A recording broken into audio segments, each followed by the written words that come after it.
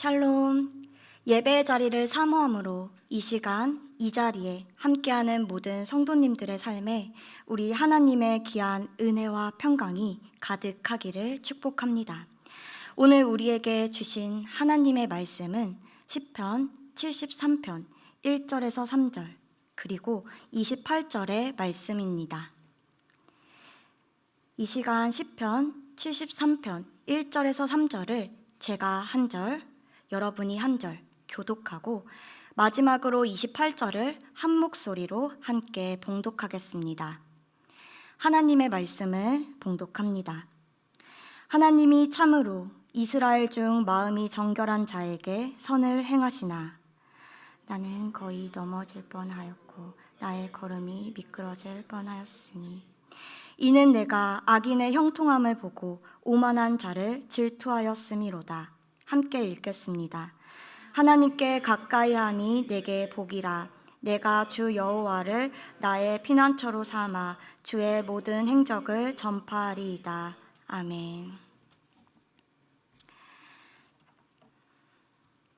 신앙생활을 하다 보면 깊이 묵상하고 좋아하는 말씀이 생기게 됩니다. 그리고 성경의 많은 책들 가운데 가장 좋아하는 책이 생기죠. 여러분들은 성경에서 가장 좋아하는 책이 어떤 책이신가요? 물론 성경의 모든 책들이 다 좋다고 하실 수도 있겠지만 저에게 있어서 가장 좋아하는 책을 꼽자면 그것은 바로 시편입니다. 처음 시편을 좋아하게 된 이유는 조금 황당합니다. 제가 담당하고 있는 중등부 아이들과 제가 같은 나이일 때 일입니다. 새해가 되면 항상 저희 어머니는 성경 읽기표에 가족들의 이름을 적어주시고 새로운 한 해 동안 매일 성경 5장을 읽도록 하셨습니다. 성경 5장이 얼마나 긴지 계속 뒷장을 넘겨보며 꾸역꾸역 읽었던 생각이 납니다. 그랬던 중학생인 저에게 시편은 마치 사막의 오아시스와도 같은 존재였습니다. 왜 제가 시편을 좋아하게 됐는지 그 이유를 좀 예상하시겠나요? 네, 바로 시편이 아주 짧기 때문입니다. 네, 다른 성경책들에 비해 시편 한 편의 길이는 대체로 짧아서 하루에 읽어야 하는 성경 5장을 아주 쉽게 뚝딱 해치울 수 있었습니다. 그러다가 한 편에 무려 176절이나 되는 시편 119편을 만나면서 무조건 시편이 짧을 거라는 저의 짧은 생각과 편견은 깨지고 말았습니다. 그렇지만 성인이 된 지금까지도 저는 시편을 가장 좋아하고 있습니다. 지금의 이유는 예전과는 전혀 다릅니다. 제가 시편을 좋아하는 이유는 바로 시편에는 수많은 시인들의 인생이 담겨 있기 때문입니다. 무엇보다 시편이 더 매력적으로 다가오는 이유는 우리가 잘 알고 있는 다윗과 솔로몬 외에도 이름이 알려져 있지 않은 수많은 익명의 시인들까지 시편의 저자들이 다양한 지위와 삶의 자리에 있었기 때문입니다. 그렇기에 시편은 정말로 다채롭고 다양한 이야기를 담고 있습니다. 구원의 경험을 통해 하나님을 향한 감사와 사랑의 고백을 드리는 감사 시편이 있는가 하면 하나님이 어떤 분이신지 하나님이 행하신 일들을 기뻐하고 찬양하는 찬송 시편이 있습니다. 그리고 성도들에게 하나님을 신뢰하고 순종하는 삶을 살도록 인도하고 권면하는 교훈 시편이 있죠. 또 삶의 어려움 속에서 하나님의 도움을 부르짖으며 시인의 원망과 하소연이 담긴 탄원 시편도 있습니다. 그렇기에 시편은 예로부터 많은 종교인들의 사랑을 받아오기도 했습니다. 종교개혁자 마틴 루터는 시편에 대해 이런 이야기를 했습니다. 시편은 작은 성서라고 불리워 마땅하다. 성경 전체에 담겨있는 모든 것들이 지극히 아름답게 간략한 모습으로 담겨져 있다. 시편은 진정 뛰어난 안내서이다. 루터의 말처럼 시편은 작은 성서로 불릴 정도로 정말 많은 이야기를 담고 있습니다. 정리하면 시편은 수많은 시인들의 간절한 기도이며 그들의 삶의 고백이고 그들의 삶에서 역사하셨던 하나님의 응답이라고 할 수 있습니다. 오늘 시편의 말씀을 살펴보며 과거 시인의 삶 속에서 역사하셨던 하나님께서 현재를 살아가고 있는 우리의 삶에도 역사하심을 경험하는 귀한 시간 되기를 소망합니다. 오늘 본문인 시편 73편은 총 5권으로 구분되어 있는 시편에서 제3권의 시작을 여는 첫 번째 시입니다. 이 시에는 아삽의 시라는 표제가 붙어 있습니다. 이 표제만을 보고 우리는 이 시를 정말 아삽 본인이 썼는지 확신할 수는 없습니다. 하지만 이 시가 이 자리에 있는 우리에게까지 아삽의 시라는 표제를 붙이고 전승되어 온 이유가 분명히 있다는 겁니다. 이해하기 쉽게 브랜드 이미지를 떠올려 보시면 좋을 것 같습니다. 브랜드 이미지는 특정 브랜드에 대해 소비자들이 갖는 모든 연상들을 포함하는 개념입니다. 우리가 잘 알고 있는 식품 브랜드가 있지요. 쓰러지지 않고 언제든 오뚝 서는 땡뚜기, 식품 브랜드 땡뚜기가 있습니다. 이 땡뚜기를 보며 사람들은 갓뚜기라고 부릅니다. 그 이유는 이 브랜드가 가지고 있는 선한 이미지 때문입니다. 이 브랜드를 떠올려 보면 가성비가 좋고 착한 기업이라는 생각이 납니다. 또 우리가 솔로몬이라는 이름을 떠올려 볼 때 예로부터 솔로몬은 지혜로움을 상징했죠. 그래서 우리는 솔로몬이라는 이름을 볼 때 지혜롭다는 이미지가 떠오릅니다. 그렇다면 아삽이라는 이름이 주는 이미지는 무엇일까요? 우리는 구약 성경에서 아삽에 대한 3가지 다른 배경의 증언들을 찾아볼 수 있습니다. 첫 번째는 통일왕국 시대 때입니다. 예루살렘 성전에서 찬송을 담당하던 레위인들의 명단에 아삽이 나옵니다. 아삽은 다윗에게 임명을 받아 성전이 건축되기 전까지 회막 앞에서 찬송을 하는 직무를 담당했습니다. 두 번째는 바로 히스기야 때입니다. 히스기야가 성전을 정화하고 제사를 드릴 때 악기를 연주하며 찬송하던 자들 중에 아삽에 대한 흔적이 있다는 겁니다. 그리고 마지막은 언제일까요? 바로 포로기 때입니다. 바벨론에서 예루살렘으로 돌아온 찬양대 명단에 아삽이 언급됩니다. 이를 통해 우리는 아삽이 하나님을 찬양하는 사람이었다는 것을 알 수 있습니다. 그렇기 때문에 아삽의 시라는 표제는 하나님을 찬양하는 사람을 통해 쓰여졌다는 신뢰를 줍니다. 앞서 73편은 제10편 3권을 여는 첫 번째 시라고 말씀을 드렸는데요. 73편은 3권의 시작일 뿐만 아니라 계속 이어지는 아삽의 시 모음집에서 제일 첫 번째 시이기도 합니다. 아삽이라는 이름이 보증하는 첫 번째 시라는 것을 생각해 볼 때 이 시편이 우리에게 주는 그 신뢰감과 그 믿음의 깊이가 남다를 것이라는 기대감을 갖게 합니다. 그 기대감에 부응하듯 시편 73편은 시인의 신앙 고백으로 시작합니다. 함께 73편 1절을 읽겠습니다. 하나님이 참으로 이스라엘 중 마음이 정결한 자에게 선을 행하시나. 이 신앙 고백은 시인이 믿고 있는 하나님에 대한 생각과 그의 신앙관을 잘 나타냅니다. 하나님은 마음이 정결한 자에게 선을 베푸시는 하나님이시라는 겁니다. 여기서 하나님의 선하심을 표현하기 위해 사용된 히브리어 단어가 있습니다. 바로 토브입니다. 창세기에서 하나님이 천지를 창조하셨을 때 창조된 세상을 바라보시며 하셨던 말씀입니다. 바로 이 단어입니다. 토브, 보시기에 좋았더라. 참 좋구나. 하나님께서 창조된 피조물을 향해 고백하셨던 감탄과 사랑의 표현을 시인 역시도 하나님께 드리고 있습니다. 시인은 자신이 믿고 고백하는 하나님이 참 좋으신 분이라고 찬양하고 있는 것이죠. 그런데 시인이 고백하는 이 신앙에는 조건이 있다는 것을 놓쳐서는 안 됩니다.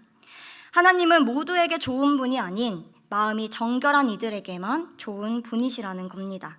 다르게 이야기하자면 하나님은 마음이 정결한 이들에게 한없이 좋은 분이시지만 정결하지 못한 이들에게는 두렵고 떨리는 존재라는 겁니다. 이런 신앙관을 가지고 있는 신앙인이라면 어떤 삶을 살았을까요? 하나님 앞에서 정결한 마음을 가지기 위해 노력하지 않았을까요? 하나님을 찬양하는 사람으로서 시인은 청빈하고 거룩한 삶을 위해 노력했을 것입니다. 세상에 많은 유혹들이 있지만 시인은 다 뿌리쳤을 겁니다. 그리고 좋으신 하나님의 자비와 은혜를 경험하기 위해 항상 열심히 하나님 앞에 거룩한 삶을 살고자 노력했을 것이죠. 그런데 여기서 문제가 발생합니다. 바로 시인이 경험하는 세상이 그의 신앙관과는 전혀 다른 방향으로 움직이고 있다는 겁니다. 하나님은 분명 마음이 정결한 자에게 선하시고 좋은 분이라 믿어왔는데 하나님을 모욕하고 조롱하는 악인들에게만 선하고 좋은 일들이 가득한 것입니다. 우리가 함께 읽고 있는 이 개역개정 성경에는 잘 표현되어 있지 않지만 히브리어 원어로 2절 첫머리의 시작은 이렇습니다. 아니, 그러나 저는, 이런 뜻입니다. 아삽이라는 이름이 보증하고 있는 신앙 고백에서 반전이 일어난 것입니다. 하나님은 마음이 정결한 이들에게 선하시고 참 좋은 분이십니다. 그러나 저는 넘어질 뻔하였고 미끄러질 뻔하였습니다. 아니, 그러나 저는, 이 짤막한 한 구절에서 시인의 실망과 원망 섞인 목소리가 느껴집니다. 마음이 정결한 자에게 선하고 좋은 것, 즉 형통의 복을 베풀어 주시는 하나님을 기대했는데 그의 기대와는 전혀 다른 일이 벌어진 것입니다. 좋으신 하나님의 선하심과 자비를 경험하며 형통해야 하는 사람들은 마음이 정결한 이들인데 그 형통의 자리는 악인들이 차지하고 있습니다. 본문에서 악인들의 형통을 나타내는 단어로 우리가 잘 알고 있는 샬롬이라는 단어가 쓰였습니다. 우리가 익히 알고 있듯이 샬롬은 평화를 뜻하는 단어이죠. 이 샬롬이라는 단어의 유래를 살펴보면 이 단어가 온전함이라는 뜻에서 파생되었다는 것을 알 수 있습니다. 이해하기 쉽게 성벽을 떠올려 보시면 좋을 것 같습니다. 성벽에 틈이 있다면 그 성벽은 흔들려 무너질 위기에 처하게 됩니다. 더 이상 온전한 상태가 아닌 것이죠. 흔들리고 무너질 위기에 처한 성벽 안에 있는 사람들은 불안하고 두려움에 떨 수밖에 없습니다. 하지만 성벽이 흔들릴 틈이 없이 견고하고 온전한 상태라면 그 안에 백성들은 안전함과 평화를 느낄 수 있는 것이죠. 그렇게 온전하다는 의미에서 파생된 이 샬롬이라는 단어가 우리에게 평화의 의미로 사용된 것입니다.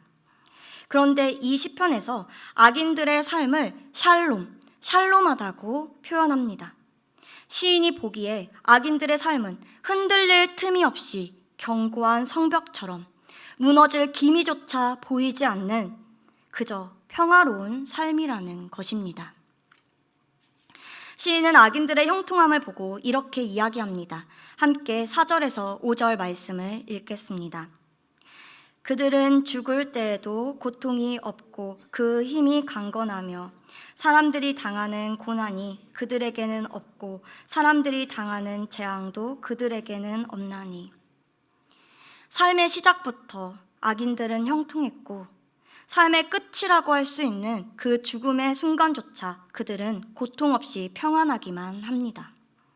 더 기가 막힌 것은 이 악인들은 교만하게 하나님을 모욕하고 조롱하기까지 한다는 겁니다. 그런데 그들의 재물은 더욱더 불어나고 그들의 평화는 더욱더 견고해지기만 합니다. 얼마나 답답한 상황인가요? 시인의 신앙대로라면 그들은 절대 형통해서는 안 됩니다. 악인들은 내면의 정결함 대신에 폭력과 교만만이 가득하기 때문입니다. 시인의 믿음대로 하나님께서 정말 선한 분이시라면 악인들이 있을 자리는 형통의 자리가 아닌 심판의 자리여야 합니다. 하지만 그들은 계속 승승장구합니다. 시인은 그런 악인들과 자신의 처지를 비교하며 질투심을 느끼기도 합니다. 그런데 시인을 정말 괴롭게 하는 것은 따로 있었습니다. 바로 그의 믿음이 흔들린다는 사실이었습니다. 함께 13절에서 16절의 말씀을 교독하겠습니다. 내가 내 마음을 깨끗하게 하며 내 손을 씻어 무죄하다 한 것이 실로 헛되도다. 나는 종일 재난을 당하며 아침마다 징벌을 받았도다. 내가 만일 스스로를 이르기를 내가 그들처럼 말하리라 하였더라면 나는 주의 아들들의 세대에 대하여 악행을 행하였으리이다. 내가 어쩌면 이를 알까 하여 생각한즉 그것이 내게 심한 고통이 되었더니. 아멘. 이 구절에는 시인의 후회와 함께 그의 신앙이 흔들리는 모습이 담겨 있습니다.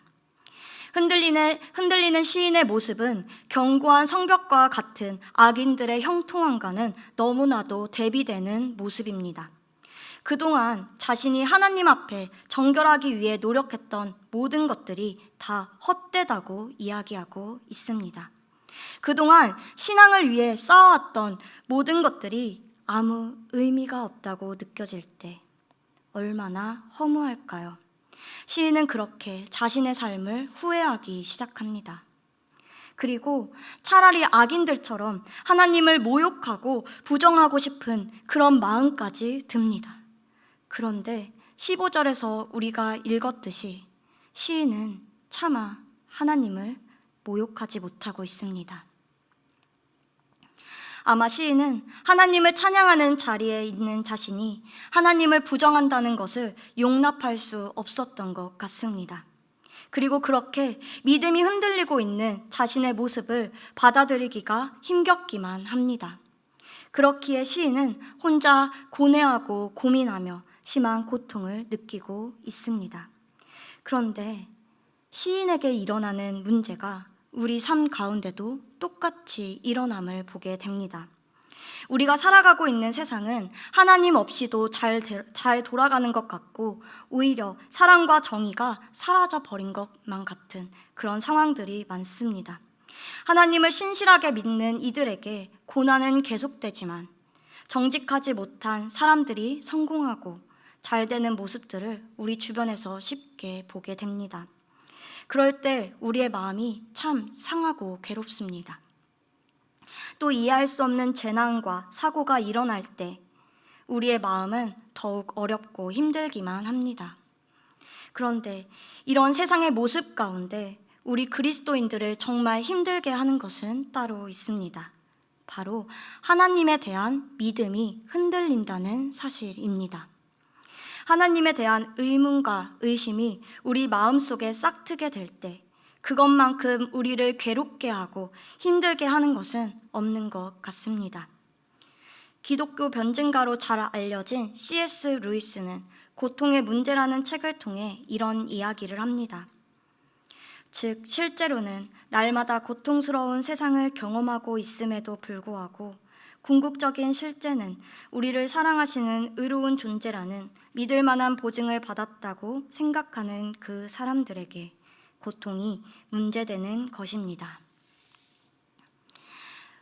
루이스는 우리가 이 세상에서 항상 고통을 경험한다고 이야기합니다. 하지만 신앙인들에게 고통이 문제가 되는 이유가 따로 있다는 겁니다. 바로 하나님은 좋은 분이며 하나님은 선하신 분이라는 그 믿음과 다른 현실을 마주했을 때 고통이 우리에게는 이해할 수 없는 문제가 된다는 겁니다. 차마 우리는 우리가 믿고 있는 하나님을 부정할 수 없기 때문입니다. 어려운 상황들을 마주할 때 우리는 하나님의 존재에 대한 의문을 품게 되고 흔들리게 됩니다.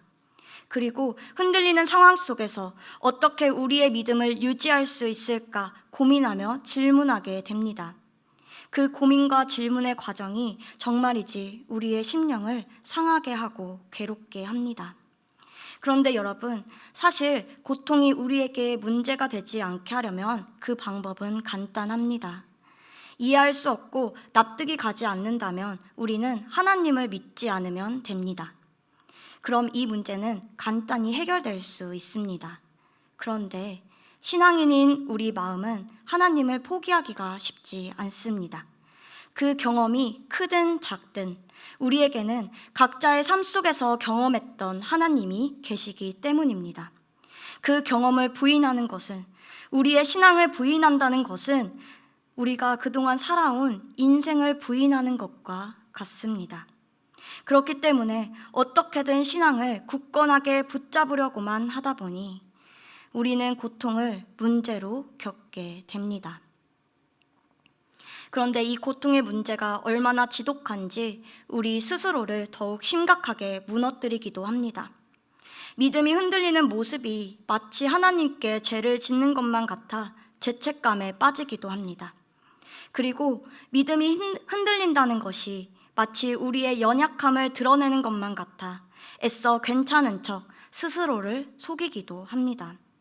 하지만 이런 모습들이 과연 하나님께서 원하시는 신앙의 모습일까요? 아니, 신앙이 흔들린다는 것이 정말 문제일까요? 신앙의 흔들림을 겪고 있는 시인은 문제의 상황 속에서 어떤 반응을 보였을지 함께 말씀을 살펴보며 우리가 나아가야 할 방향을 찾아봅시다. 함께 17절의 말씀을 읽겠습니다. 하나님의 성소에 들어갈 때에야 그들의 종말을 내가 깨달았나이다. 신앙이 흔들리고 있는 혼돈의 상황 속에서 시인이 보인 반응은 무엇입니까? 바로 하나님의 성소로 들어간 것입니다. 여러분, 성소가 어디입니까? 하나님이 임재하시는 거룩하고도 은밀한 곳입니다. 시인은 신앙의 고민이 해결되어서 하나님께 나아간 것이 아니었습니다. 시인은 결코 하나님을 향한 신뢰와 확신이 넘치는 상황 가운데 하나님의 성소를 찾았던 것이 아니었습니다. 여전히 시인은 회의감에 젖어 신앙이 흔들리고 있는 상태입니다. 하지만 그럼에도 시인은 하나님이 계신 은밀한 곳으로 가까이 나아갔습니다. 이해할 수 없는 상황이었지만, 여전히 흔들리고 있었지만 그는 상한 마음을 가지고 하나님께 가까이 나아갔습니다. 그런데 놀랍게도 하나님은 흔들리고 마음이 상한 시인을 만나 주셨습니다. 오히려 하나님 앞에 정결한 삶을 살기 위해 발버둥치며 살아갈 땐 보지 못했던, 경험하지 못했던, 만나지 못했던 새로운 하나님을 시인은 보았고 경험했고 만나게 되었습니다. 바로 그가 흔들리며 하나님 앞으로 나아갔을 때입니다. 흔들리는 가운데 만난 하나님의 모습 속에서 그는 그동안 보지 못했던 새로운 하나님의 모습을 보게 됩니다. 그리고 새로운 깨달음을 얻게 됩니다. 악인들의 종말을 보게 된 것이죠. 그동안 시인의 눈에 비춰졌던 것은 악인들의 형통함 뿐이었습니다. 하지만 이제는 달라졌습니다. 틈이 없이 굳건하게만 보였던 악인들의 형통함은 결국 끝이 난다는 것입니다. 그저 하룻밤의 꿈과 같이 무너질 모습이었던 겁니다. 그동안은 비교와 질투의 시선으로 악인들의 형통함을 보며 좌절하였지만 하나님을 만난 시인은 하나님의 시선으로 그들의 모습을 보게 되었습니다. 그동안은 현실의 문제에 갇혀 좌절하고만 있었지만 이제는 현실 넘어 미래의 소망을 바라볼 수 있게 되었습니다. 그리고 하나님과의 만남을 통해서 시인은 자기 자신을 바라보는 시선에도 변화가 생김을 깨닫게 되었습니다. 함께 22절에서 23절 말씀을 읽겠습니다. 내가 이같이 우매무지함으로 주 앞에 짐승이오나 내가 항상 주와 함께하니 주께서 내 오른손을 붙드셨나이다. 이해할 수 없는 악인들의 형통함을 보며 비교와 질투의 시선에 사로잡혀 있었던 시인은 자신의 모습을 새롭게 인식하게 됩니다. 바로 하나님 앞에서 자신이 얼마나 연약하고 무지한 존재인지를 깨닫게 된 것입니다. 중세 수도원에서 시편을 묵상하기 위해 사용한 시편 사파집 가운데 슈투트가르트 채색 필사본이 있습니다. 이 필사본의 시편 73편을 보면 이런 사파가 그려져 있습니다. 바로 어미말이 망아지에게 젖을 주고 있는 장면입니다. 시인은 그동안 스스로가 정결하고 고귀한 말인 줄만 알았습니다. 하지만 이제 보니 자신은 어미말의 도움 없이는 살아갈 수 없는 연약한 망아지였던 것입니다. 스스로 하나님 앞에 거룩하고 정결한 자라고 자부하며 살아왔었는데 이제 보니 자신은 그저 하나님 앞에 너무나도 연약하고 무지한 짐승이었던 겁니다. 하나님의 도움 없이는 하루도 살아갈 수 없는 나약한 존재였다는 겁니다. 그렇게 시인은 하나님 앞에 자신의 연약하고 무지함을 인정합니다. 하나님 앞에서 자신은 흔들릴 수밖에 없는 그런 존재임을 인정하게 된 것입니다. 시인은 그렇게 하나님과의 만남을 통해 그동안 미처 보지 못했던 악인들의 종말과 자신의 모습을 새롭게 발견하게 되었습니다. 그리고 시인은 이 모든 경험을 통해 무엇보다 중요한 하나님의 모습을 새로이 마주하게 됩니다. 바로 흔들리는 시인을 붙잡고 계시는 하나님이었습니다. 마치 연약한 새끼를 위해 젖을 먹이며 굳건히 서 있는 어미말처럼 그의 상한 심령을 다독이며 위로하시고 그가 쓰러지지 않도록 굳세게 붙잡고 계시는 하나님이 그의 곁에 계셨던 겁니다. 함께 나눈 사파의 왼쪽을 보게 되면 시인의 오른손을 꼭 잡고 있는 한 손이 보입니다. 바로 하나님의 손입니다. 흔들리며 괴로워하는 시인 곁에 언제나 함께 하시며 그의 오른손을 꼭 붙잡고 계셨던 하나님, 그 하나님의 손이었습니다. 흔들림 속에서 발견한 하나님의 모습을 통해 시인은 신앙의 새로운 반전을 맞이합니다. 함께 읽겠습니다. 하나님께 가까이 함이 내게 복이라. 내가 주 여호와를 나의 피난처로 삼아 주의 모든 행적을 전파하리이다. 아멘. 처음에 시인이 고백했던 내용을 기억하시지요? 시인은 하나님은 이스라엘 중 마음이 정결한 자에게 선하시고 좋은 분이라고 고백했습니다. 그 고백과 지금 28절의 고백을 비교해보면 그의 신앙에는 확연한 변화가 있음을 발견하게 됩니다. 그동안 그는 악인들의 종말을 보지 못하고 흔들릴 틈이 없이 견고한 악인들의 형통함이 선하고 좋은 것, 바로 하나님의 복이라고 생각해왔던 것입니다. 하지만 이제 그는 자신이 형통함에 대해 잘못 생각해왔다는 것을 깨닫게 되었습니다. 28절의 첫머리도 어떤 구절로 시작되는지 아시나요? 바로 아니, 그러나 저는 입니다. 2절에서와 마찬가지로 아니, 그러나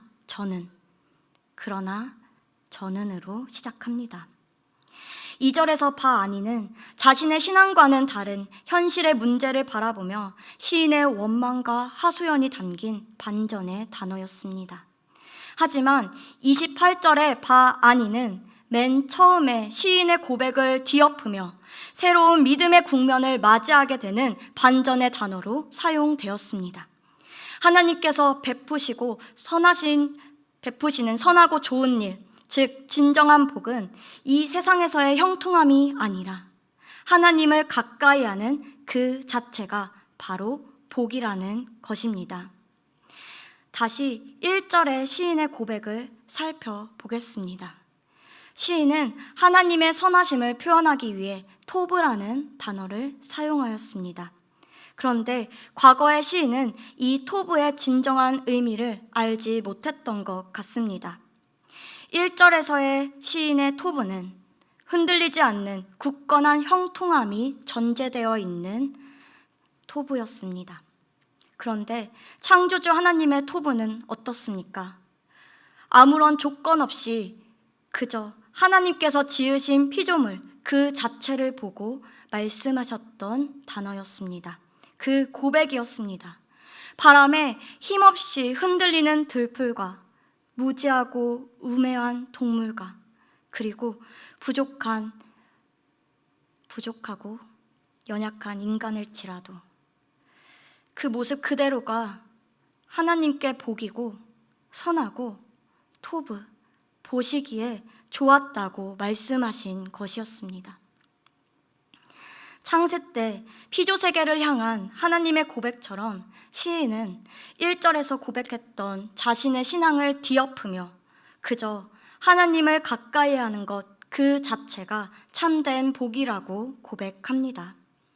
시인은 비록 그의 인생이 흔들릴지라도 그 가운데서 하나님을 찾았고 하나님을 가까이 할 수 있는 그 자체가 복이라는 것을 깨닫게 된 것입니다. 앞서 제가 시편을 좋아하는 이유가 시편에는 시인들의 인생이 담겨 있기 때문이라고 나눴습니다. 우리보다 앞서 흔들리는 인생을 살았던 믿음의 선배들의 인생을 통해 우리가 위로를 얻고 힘을 얻을 수 있기 때문입니다. 우리보다 앞서 몇천 년 전에 신앙의 흔들림을 겪은 시인이 우리에게 이 본문을 통해 이야기하고 있습니다. 흔들려도 괜찮아. 흔들려도 괜찮아. 우리가 흔들려도 하나님께서 붙드실 거야. 시인은 자신과 같은 신앙의 문제를 겪고 있을 그리고 겪게 될 수많은 상한 영혼을 위하여 자신의 흔들리는 신앙의 고백을 이 시편에 담은 겁니다. 여러분, 시인은 신앙이 흔들리는 가운데서 하나님을 찾았고 하나님을 경험하였습니다. 우리는 신앙이 흔들리면 고민하고 좌절하게 됩니다. 때로는 죄책감을 느끼며 괴로워하기도 하고 어떻게든 흔들리지 않으려고 우리 스스로를 속이며 꼿꼿이 믿음을 세우려고만 합니다. 하지만 시편 73편의 시인이 깨달은 것처럼 우리는 흔들릴 수밖에 없는 연약한 존재라는 겁니다. 신앙의 여정에서 우리가 흔들리는 것은 아주 자연스러운 겁니다. 하나님을 찬양하던 시인도 이곳에 계시는 목회자들도 그리고 오랜 신앙을 해왔던 모든 성도님들도 흔들릴 수 있습니다. 우리는 계속 흔들립니다. 우리는 늘 흔들리는 사람입니다. 시인이 하나님을 제대로 마주하고 고백할 수 있었던 것은 그가 스스로를 흔들리는 존재라고 인정했을 때입니다. 우리가 흔들리고 연약한 존재라는 것을 인정하지 못한다면 우리는 하나님을 제대로 경험할 수 없습니다. 우리는 늘 흔들리는 사람이라는 것을 인정해야만 합니다. 우리는 흔들릴 수밖에 없는 연약한 존재라는 것을 인정할 때 비로소 하나님을 제대로 경험할 수 있는 것입니다. 흔들리는 우리가 꺾이지 않도록, 흔들리는 우리가 뿌리 뽑히지 않도록 굳게 잡아주시는 하나님을 볼 수 있게 됩니다. 우리는 흔들릴지라도 하나님의 손은 우리를 굳세게 잡아주심을 보게 될 것입니다. 말씀을 마무리하며 여러분과 함께 시 한 편을 나누고자 합니다. 오늘의 설교 말씀의 제목도 이 시에서 따왔습니다. 바로 상한 영혼을 위하여, 상한 영혼을 위하여라는 시입니다. 이 시를 쓰신 고 고정희 선생님은 흔들리는 인생 가운데 치열하게 하나님 나라에 대해 고민하셨던 시인이십니다. 이 시간 함께 시를 통해 함께 은혜 나누고자 합니다. 상한 영혼을 위하여, 고정희. 상한 갈대라도 하늘 아래선 한 계절 넉넉히 흔들리거니 뿌리 깊으면야 밑둥 잘리어도 세수는 돋거니 충분히 흔들리자 상한 영혼이여 충분히 흔들리며 고통에게로 가자. 뿌리 없이 흔들리는 부평초 잎이라도 물 고이면 꽃은 피거니 이 세상 어디서나 개울은 흐르고 이 세상 어디서나 등불은 켜지듯 가자 고통이여 살맛대고 가자. 외롭기로 작정하면 어딘들 못 가랴. 가기로 목숨 걸면 지는 해가 문제랴. 고통과 서름의 땅 훨훨 지나서 뿌리 깊은 벌판에 서자. 두 팔로 막아도 바람은 불듯 영원한 눈물이란 없느니라. 영원한 비탄이란 없느니라.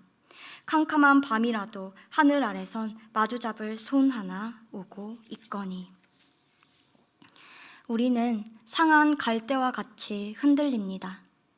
우리는 부평초 잎처럼 정처 없이 떠도는 연약한 존재입니다. 하지만 그 상한 갈대의 뿌리를 지탱하는 땅이 있고 부평초의 생명을 지탱하는 물이 있는 것처럼 우리를 붙들어 주시는 하나님이 우리 곁에 계십니다. 고정희 시인이 노래하듯이 캄캄한 밤이라도 우리에게는 마주잡을 손이 있습니다. 흔들리는 우리 삶에서 새로운 반전을 주시는 하나님, 상한 갈대에 새순을 돋게 하시는 하나님, 뿌리 없는 부평초에 믿음의 꽃을 피워주시는 하나님, 캄캄한 밤이라도 우리의 손을 마주 잡으시는 하나님, 뿌리 깊은 벌판처럼 우리를 붙들고 계시는 하나님이 우리와 함께 계십니다. 여러분, 그러니 흔들려도 괜찮습니다.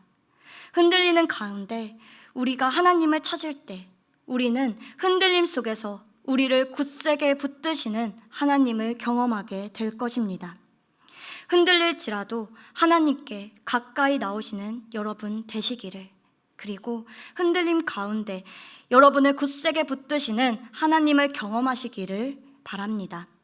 더 나아가 흔들리는 여러분을 언제나 굳세게 붙들어 주시는 하나님을 바라보며 하나님을 가까이 하는 그 자체가 진정한 복이 됨을 고백하는 여러분 되시기를 간절히 소망합니다.